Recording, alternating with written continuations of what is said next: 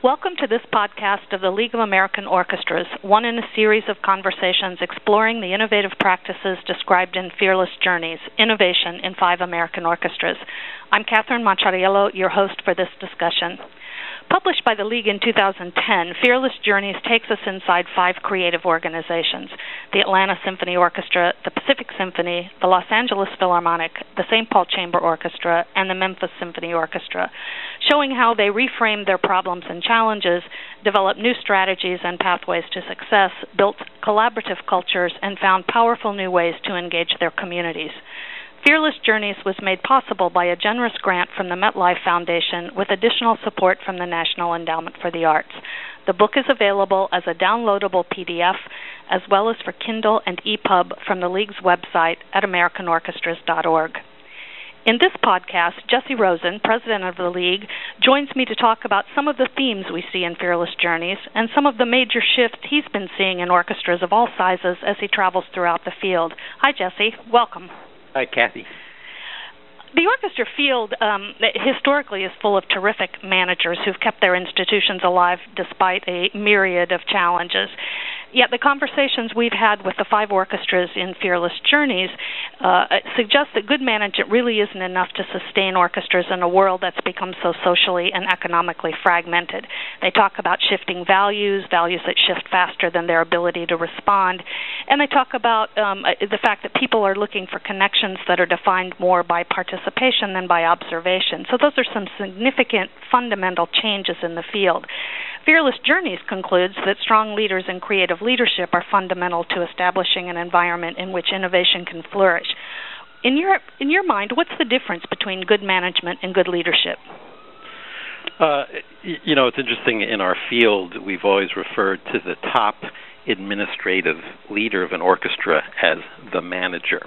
And it's hard not to point that out as we try to parse the distinction between management and leadership. And in some ways, I think that maybe it's an anachronism from a period when managing worked, and when we operate in periods of some degree of continuity, of predictability, the oversight of the key functions of an organization responds well to good management, to leaders who can ensure that stuff happens, that the work gets done, that problems get solved. And when those problems are of a predictable nature, then things tend to go fairly smoothly. And I think it's safe to say we're living in a period of extraordinary change and upheaval, and the management solutions of earlier periods are not as effective as they used to be. And so I think one of the distinguishing features, a number of the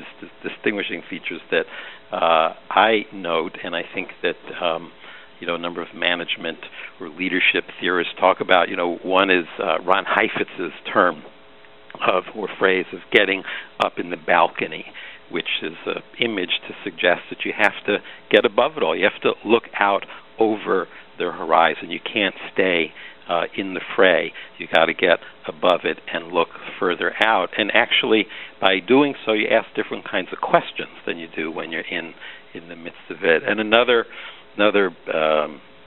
concept that Heifetz talks about is the cauldron, this idea that things happen, things change when heat is applied, and part of what leaders do is they apply heat. And the art of leading is to know how much heat to apply, because if you apply too much, your stew bubbles over and explodes, and you have a big mess on your hand. If you don't apply enough heat, then it doesn't cook, and things don't come together. And so I think, as I think about what's happening in orchestras today, I definitely see some of these behaviors of managers really exercising great leadership in standing back, surveying, trying to understand what is happening around them, and then adapt to what's going on.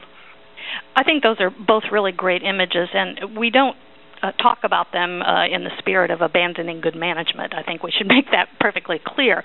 But leadership is, again, a sort of ratcheting up of organizational responsibility. Why do you think it's so important now at this time in our field that we really step up our game? Well, I think because the the world is throwing orchestras an extraordinary range of opportunity, and I think that being able to notice that and engage with it is really is the great opportunity for American orchestras today. And to do that means a readiness to look freshly at what our circumstances are, and frankly, refusing to, in some instances, will be perilous to orchestra's survival.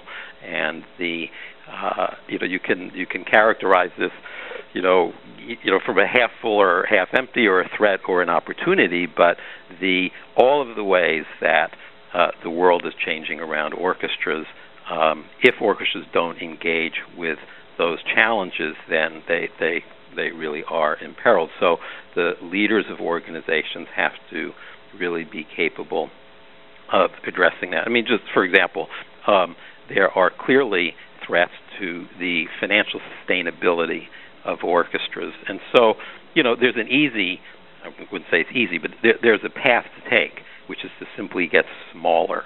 But to get smaller for a performing arts organization as an end point is hardly really fulfilling what the stewardship of art making and music making is about. So there has to be a capacity in an organization to say, well, yes, we can ride this out by doing less of what we do, but how do we discover in these circumstances where the new opportunities lie for us to create music and musical and orchestral experiences in ways that are really connected to where our public is today and what they're asking for, what they're seeking from us. Well, one of the things that many people in the other podcasts talked about is the demand this environment places on the organizational leadership team. And in the old days, it was really easy to say that there was one strong central person who was the caretaker of information and sort of intellectual capacity in the organization, and that model doesn't really seem to work anymore. People are finding that the complexity of the environment they live in requires a more complex organizational model. And one of the things that almost everyone in the podcast talked about was the critical importance of teamwork and collaborative leadership. I don't think we're talking about decision-making by committee, but instead a kind of organic shift that brings more people to the table into evaluation and planning and decision-making. Would you agree that this shift is becoming common practice in the field, and is cross-departmental and cross-constituent collaboration leading to better decisions? What value does it bring to the organization? Well, we haven't surveyed this, and so I can't give you a fact-based answer, but I can certainly give you, strong anecdotal information that supports that this is a healthy development in our field that's generating really good results. And one that I would just cite that this is not in the book, of course, but we just spent a couple of hours last week with a team from the New York Philharmonic that put together the marketing and promotion plan for the 3 performances of Ligeti's Le Grand Macabre. And by the way, the team that we met with included the music director, Alan Gilbert. And this was a fascinating story that we wanted to hear. We captured this on video. Alan was actually the creator of the team, and he said with great selflessness, I didn't even know if I could call a meeting, but I figured I had to do something because I really wanted a lot of people to see these performances, and it wasn't a slam dunk that we were going to do really well. And so I called a big meeting, and I got everybody together, and not just marketing and development, or not just marketing and PR, but also operations and the librarian and artistic administrator, et cetera, et cetera. And out of this meeting emerged a team that delivered what many of us in New York who saw the performances and were close to it, an extraordinary success, and 3 sellout performances moving from when I think they were about a month out, they were 30% sold. They had a lot of returns from subscribers, and so they had a lot of tickets to sell. So the whole thrust of this conversation was entirely about the success was achieved through the creation of a team, and this was a discovery for them, and they all talked about how, having created this team and a capacity to solve a complicated problem, they saw this very much as a way of continuing on in the way that they work. So we continue to hear about these kinds of experiences yielding really, really great results. We heard that in almost all the organizations in this series of podcasts, from the largest in LA, for example, to Pacific and to Memphis, and certainly in Atlanta with Bob Spano in the War Room. And all of them talked about the critical role of the music director in not really ceding authority, but in opening the door and creating a table that's larger and that allows the participation of more people in the organization and greater perspectives throughout the organization. And the residual effects of that seem to permeate those organizations. So it's good to hear that it's happening elsewhere in the field as well. Yeah. I'm curious to ask you what role you think musicians have in all this. We also heard from the other orchestras that musicians say that their jobs are enriched when they're able to put a broad array of their own artistic talent to work within the organization. But engaging them in non-traditional ways continues to be a bit of a hurdle in some places. You started your life as a professional musician, you worked as a manager, and now you serve in a policy role in the field. How do you think we could better unleash the creative talent of musicians to help meet the changing expectations that our communities have of their orchestras? Well, it's a great question and a tough one. And it's a tough one because, in some sense there's no such thing as musicians. There are all types of people who play in orchestras and pursue musical careers with many different kinds of interests, aptitudes, and understandings of what it means to be a creative musical person in an orchestral context. And so I think part of the challenge in this is that you have to acknowledge that musicians are different, and different musicians want to do different things and are capable of doing different things. And to some extent, there's a generational issue here, where for many years success for a musician looked like the elimination of, in order to make a living, having to do a lot of ancillary things and moving into a realm where you could concentrate your talent fully on performing the orchestral repertoire. And there are many musicians for whom this is a consummate musical experience, and who find that undertaking other activity either is distracting, gets in the way, it becomes interfering, and it's simply not what they want to do, nor is it what some of them may even be very good at. And I think that's a reality that simply can't be dismissed. And yet, on the other hand, there are many musicians for whom satisfaction and reward and artistic development lies in a varied kind of engagement and performing in different configurations and different settings, and chamber music, new music, solo, recital, teaching, etc., etc. And for the musicians in Memphis, even work that's quite far afield, and working with corporate executives and what have you. So there is this duality, and there's probably more than just dual, but there's at least two ways of looking at this. And I think for the orchestra institutions, that the challenge is, so how do you square this? And one of the ways that orchestras have dealt with this is the opt-in idea. In other words, that there doesn't need to be coercive policies inside an orchestra that compels everybody to do a certain thing, but there can be ways in which those musicians who elect to participate in certain things are the ones who do so. So I mean that's a tactical thing that's been done, and I think with some success. When you look at it's now at least a decade old, the community partnership program that began in St. Louis. Its whole premise really was an opt-in, that musicians elected to do the kinds of things that they wanted to do, and I think you get a better result when that happens. But I think the institutions must accept that part of the future of attracting talent and serving communities in the ways that they're asking for will rely on some significant movement in this direction, but they're going to have to do it in a way that acknowledges that there is a range of ways in which musicians understand what their professions are about and how they want to participate in those roles. Well, clearly the issue of choice is important, and we heard that from musicians who participated in these discussions, that it was a very important part of the success of the program. So I would agree with you on that. Jesse, you said something earlier in the conversation when we started talking about musicians that I thought was interesting, and I'd like to pursue just a little bit. As we talk about the leadership model changing and the table getting bigger, it seems to me that there's a great opportunity for a broader and more diverse set of perspectives about our kind of intellectual capital, let's say, the music, the form, the content that we deal with in orchestras on a daily basis. And that includes not just musicians, whom you've just spoken about, but a whole range of other folks, from scholars to teachers and academics and researchers and composers, others who are engaged in talking about music from a variety of perspectives.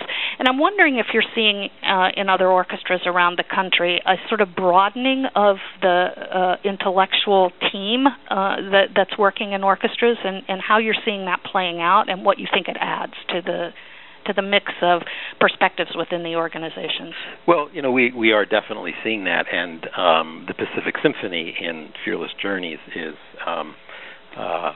just one phenomenal example of that, with the relationship developed with Joe Horowitz, who is not a traditional staff member of a symphony orchestra, yet he plays a very critical guiding role as a scholar / producer, mediator, who helps design their programs and their festivals. And of course that is happening in a variety of ways around the country, and it's hard not to answer these questions with what's immediately ahead of me and on my mind. I'm going to Chicago tomorrow for their season opening with their new music director Riccardo Muti, and of course Yo-Yo Ma has now been made the I forget what his title is. I think he's like creative partner or something, and there was just a wonderful piece in the paper about Yo-Yo's role there, which is yet to be determined, and he's spending his first period of time simply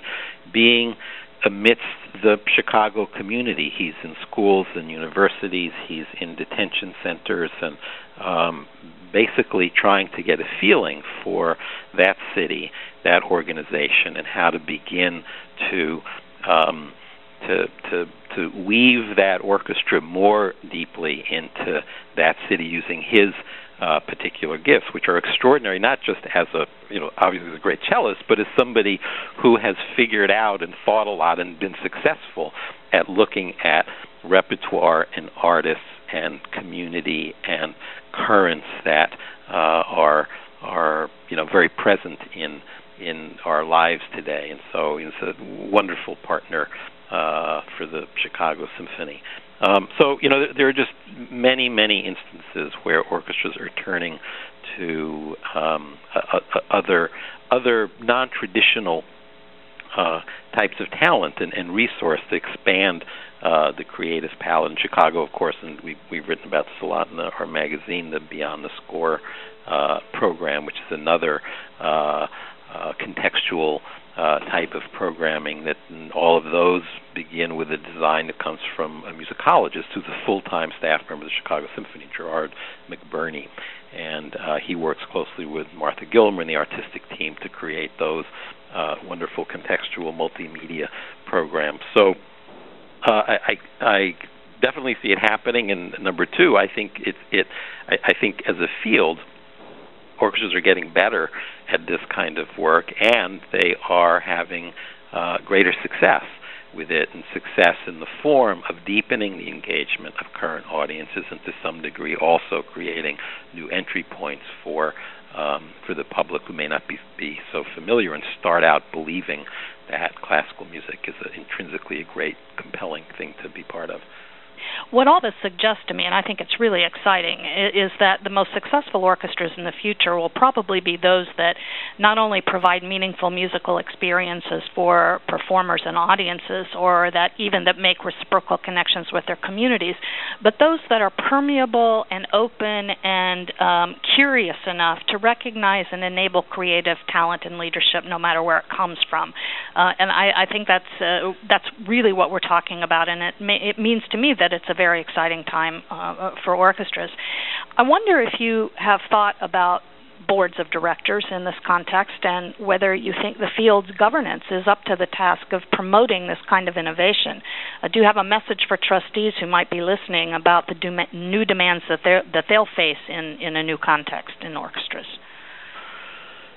Well, I think maybe there are two things that occur to me about that. The first is maybe a sobering one, and it's just to note that, particularly at this moment when we're still in the depths of a very severe recession, that the financial or fiscal stability of organizations, of our orchestras, is paramount, and innovating and fulfilling one's mission is often impeded when the preoccupation is with addressing issues of undercapitalization and chronic imbalance and weak balance sheets and deficits. And so there is an absolute need for boards to be vigilant and forceful in insisting that their organizations operate from a foundation of fiscal stability. And that's not because I believe that's intrinsically good and that it's morally right. I believe that it's necessary in order to have a platform to deliver art at the highest level, and you simply can't do both. If you're always, trying to dig out from under deep, serious financial challenges, it's very hard to put your energies and that resource available into fulfilling mission. And so there's this really fundamental responsibility that boards have to ensure that their organizations are operating on a strong financial footing. And that doesn't just mean balancing your budget this year. It means having reserves. It means having resources to be able to experiment and to innovate, and having some protection against the future. So that's number one. And number two, which is not too unrelated to number one, is that I think it's important that boards understand, and many, not that they don't, but I think that fundamentally an orchestra is an artistic, creative enterprise, and its sustenance ultimately is about being able to stay creative, and that the artists associated with the organization have maximum opportunity to develop and to flourish, and to do that in the context of the community that they're in. And in order for that to happen, again, the board has to be committed to resourcing that work.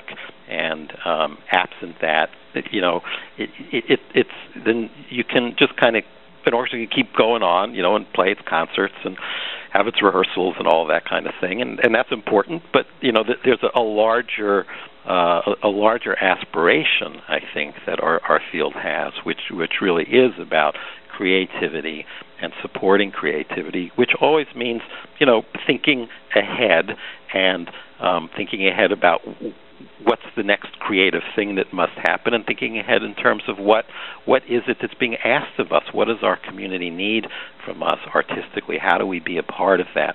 And for orchestras to be deeply involved in answering those questions and responding to those questions, they need resource and permission, and so boards have to be creating the context, the institutional support to permit that kind of work to go forward. That's an excellent point, and we've talked in the other podcasts about the relationship between artistic quality and personal fulfillment and service to community, and you make that link really well.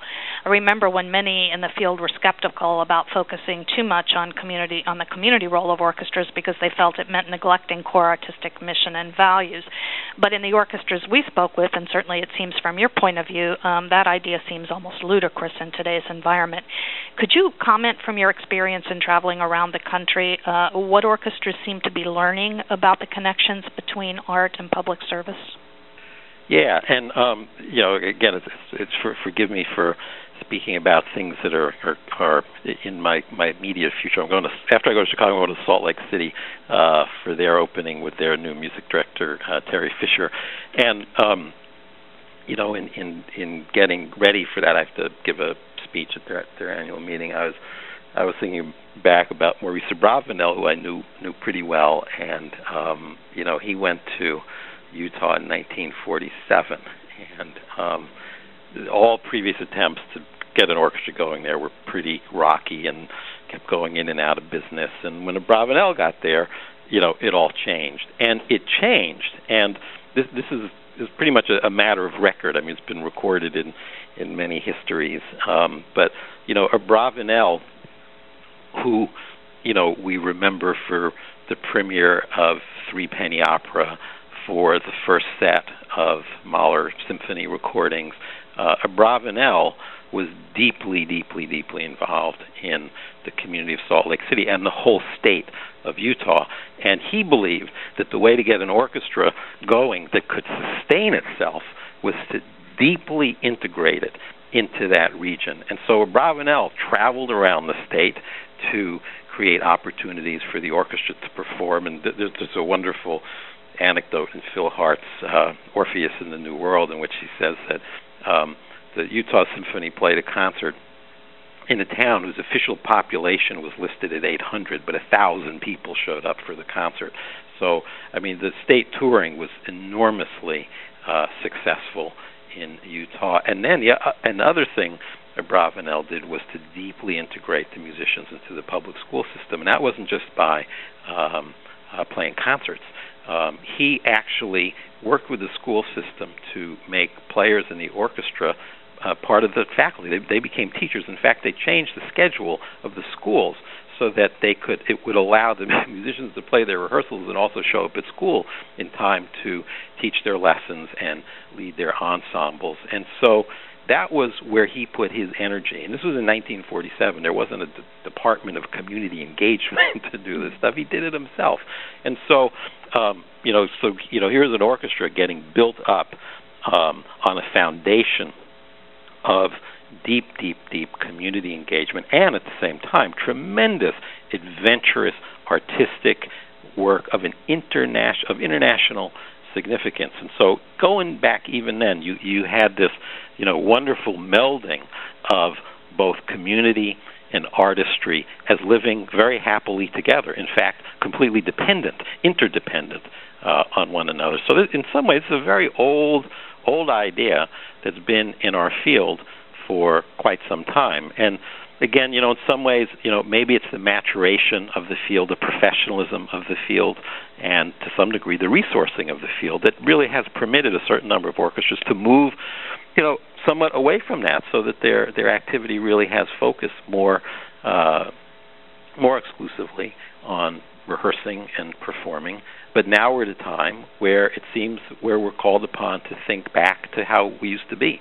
Not in a regressive way, but to kind of recall this value and apply it to what our current circumstances are. You make a really great point, and the relationship between history and the current context is incredibly important, I think, in remembering who we are and where we want to go. Some of the musicians in Memphis talked about the importance of listening in times when they're talking with their community, about listening to what the community needs and hearing from them as they're designing programs and thinking about the orchestra's future. How does an orchestra listen to its community? Well, that's a really good question. I'm not sure I know the answer, but I'll relay an anecdote about at least one kind of of listening.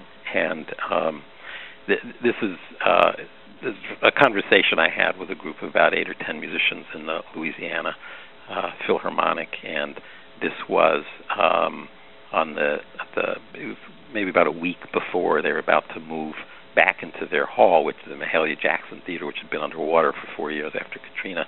Anyhow, they're getting ready to go back, and so I asked them how they felt about their 4 years of a kind of nomadic existence, and they actually said that they felt that this was a period of tremendous growth for them artistically. And I said, come on, you've been playing in high school gyms and cafetoriums and these places that don't have good acoustics, and community centers, churches, et cetera, et cetera. And they said, well, one of the things that happened was that because they were often in these settings where they weren't separated from the audience, the stage and a proscenium and a backstage and all that, they could actually see and feel what was happening in the audience while they were performing. And they could tell that the music they were playing was having an impact on people. People were feeling something, and they felt what was being felt. And that experience fueled them and gave them tremendous inspiration, sense of value, sense of worth, sense of importance to their community. And they said that, in their main theater, it wasn't so easy to feel that because, it's a large theater and they're far away, and there wasn't the kind of contact and access to the audience. And so I guess what I'm saying is, in some sense, the listening, the actual space, the interaction of performance is arguably the first place where listening has to take place. And it's really central when it's around the act of performing, because it's part of what makes performances really great and powerful. So that's one way, I suppose, you could think about this. I know the concert mistress in Memphis. She was on a panel that we did at our conference in June, and she talked about some of the work in Memphis and the programming that she's leading. In some ways, I almost felt that she was like any impresario.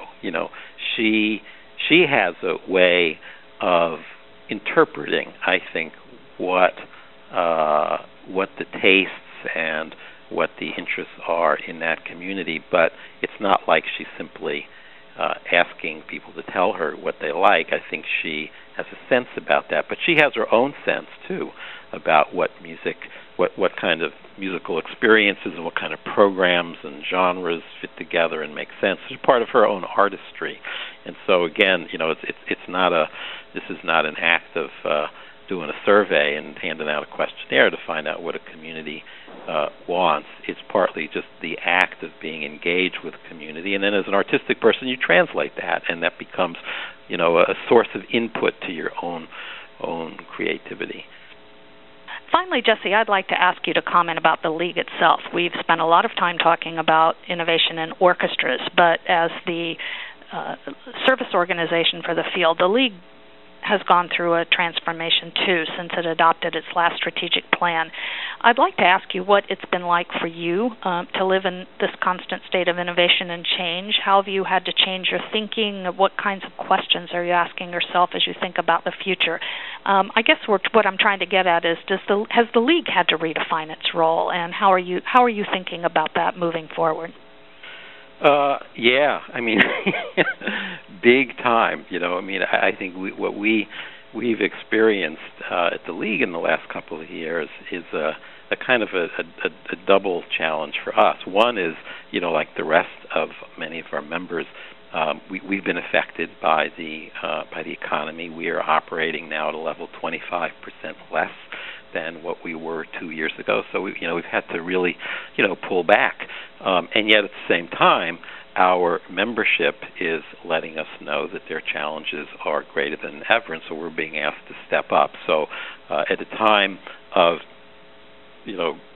increased need, we have substantially less resource. So, there's the, kind of the engine that's been the driving challenge for us. And so, we stepped back. We did the Heifetz balcony thing a year ago, and we said, wow, I mean, stuff's really going on in our field as it tries to navigate this very challenging economy.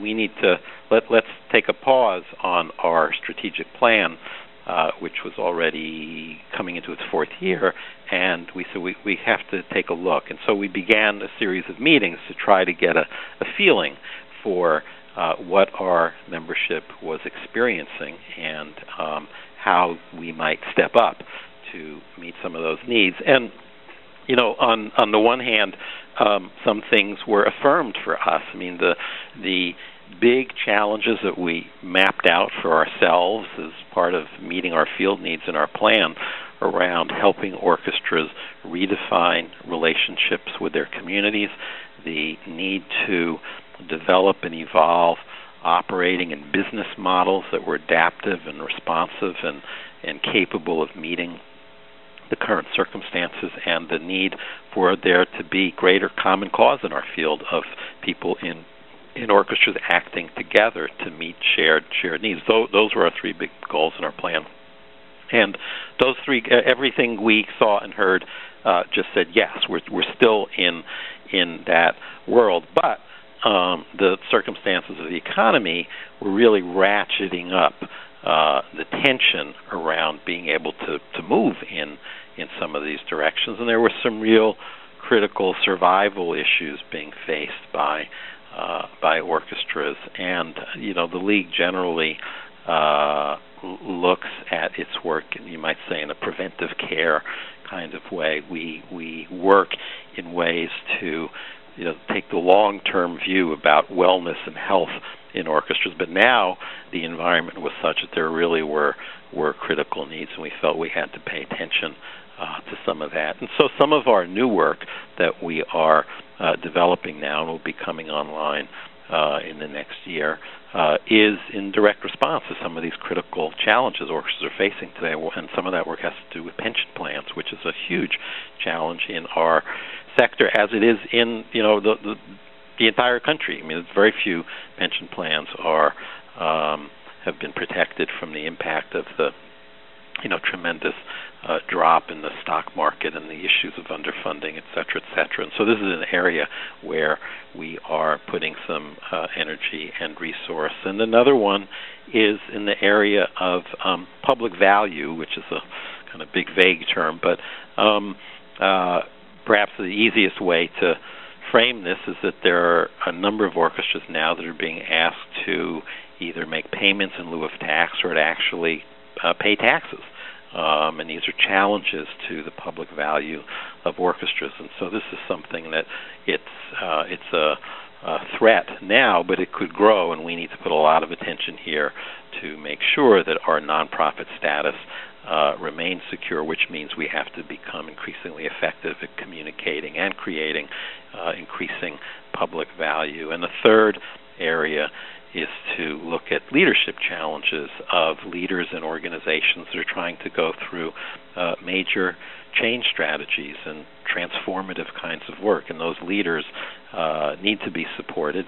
And so we're putting together a program that we expect will give support and resource to help those leaders succeed in that very important work. So we too are coming to grips with the world being in a constant state of change and trying to shift our attention and focus as we continue to understand where our field needs help from us. So it's been a challenging time, but we're trying to step up. Well, thank you so much, Jesse, for sharing your insights and, of course, for all the good work you do every day for the League and for orchestras throughout the country.